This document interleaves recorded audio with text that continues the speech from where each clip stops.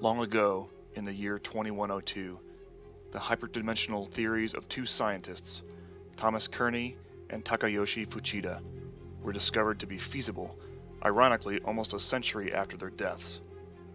By this time, Earth had become known as Terra, and the nation-states of the world had combined into a single functional entity called the Terran Alliance. As a result of the scientific breakthrough, the Alliance initiated a massive project to build the first faster-than-light drive.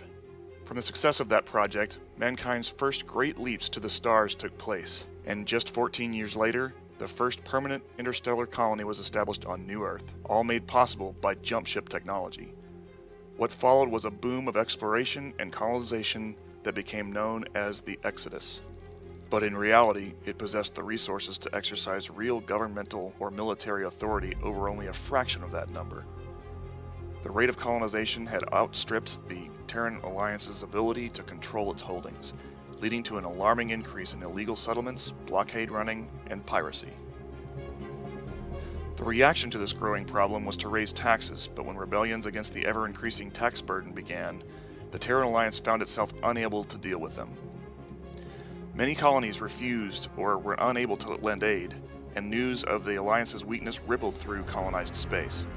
After failing to quell the uprisings, the leadership of the government eventually fell to the opposing party, and the government changed tactics, cutting nearly all of its colonies adrift, whether they wished to be or not.